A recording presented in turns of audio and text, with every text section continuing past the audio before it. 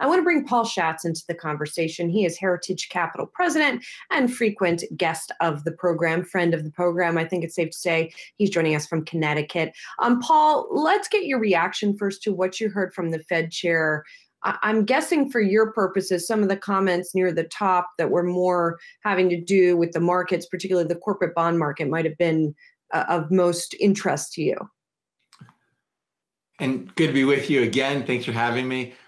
I don't think there was anything shocking, surprising, out of the ordinary for Powell. Yesterday's move, clearly he talked about briefly. I'm just very disappointed that no one really put his feet to the fire, that the Fed is once again talking about buying junk bonds. So I know yesterday's announcement was they're going to go into individual corporate bonds, those of individual companies versus buying the ETFs. But the rest of the testimony, I mean, frankly, it was hard not to yawn and almost fall asleep. He didn't say much. He didn't offer much. Essentially, if you watch the first couple of minutes, he really said, whatever it takes, however much we need, we're gonna print, we're gonna do. And frankly, my biggest worry is if they're gonna buy individual corporate bonds, how far behind will stocks be for another crisis? And that is somewhere no Fed should ever go.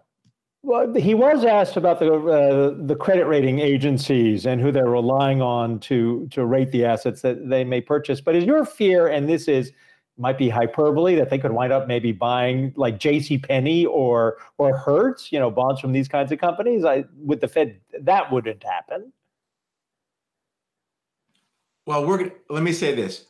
I would be surprised if they started buying the bonds of bankrupt companies. Yeah, they all would be, but that's what you're alluding to in your fears. On the way to or Chapter 11 and reorg, that would be beyond curious, and I'd be skeptical. Ridiculous. It'd be something else. But there's a whole host of fallen angels, bonds that were investment grade are now slipping into high yield or junk status. There's a limitless number of bonds that Powell and the Fed could buy. They just don't belong there. I get all the alphabet soup programs. Sign me on. I will sign right on. I firmly believe. I will clap. I will applaud. I'll give them kudos.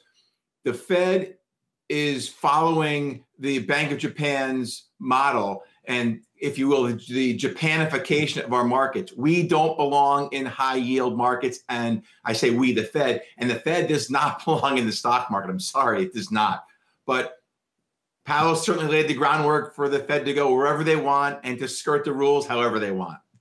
Paul, it's Brian Chung here. What role do you think, though, fiscal policy kind of plays here? I mean, this is an interesting interaction between Powell and those on Capitol Hill who have the power to put in some fiscal stimulus that, as we've heard the Fed say, the central bank cannot do. Things like grants, things like direct transfers to households or to businesses, especially if this recovery does end up being longer than we might expect. What did you gain from the feedback from Capitol Hill policymakers through the hearing today? And do you think that the market risk now is more in tune with what fiscal policy is doing, as we saw with that market reaction to the infrastructure announcement, as opposed to maybe these Fed liquidity facilities, which seem kind of in the rearview mirror?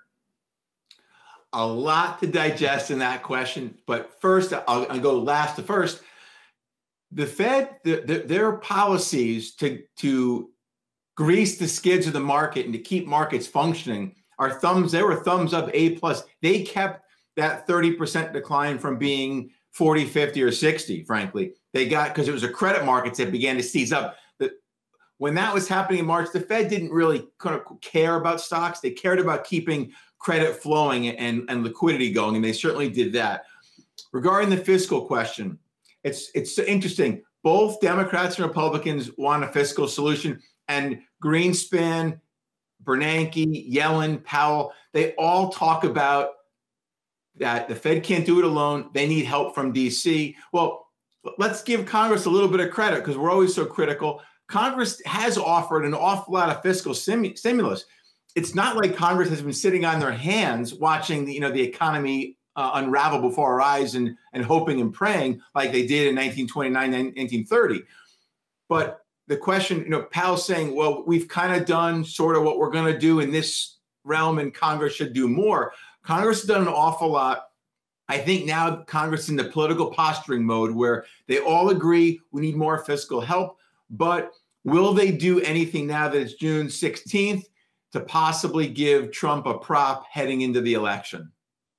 Paul, I want to get back to today's market action for just a moment, because if you got sleepy during the Fed testimony there, you certainly got a big wake up this morning when we got the retail sales number for an increase of 17.7%, right? You also have the news out of the UK that there's some research that an existing steroid might be quite successful in treating the most serious cases of coronavirus. So all of that seems to be what's lifting the market today. How do we square that with all of the businesses and all of the individuals who are still struggling, the people who are still out of work, and then the market action as well? I mean, are we just not, is there something we're missing here that the market is getting because it's rallying? You're asking, is there a disconnect? And the short answer is no. So two things. One, remember, the market action today is discounting economic activity 3 to 6 months, 3 to 9 months down the road. So when the market bottomed on March 23rd, it began to rally, it was saying that a couple of months down the road, the economy is going to begin to recover in earnest. And with the retail sales number today and the last jobs report, the market has been right for that first leg of the rally.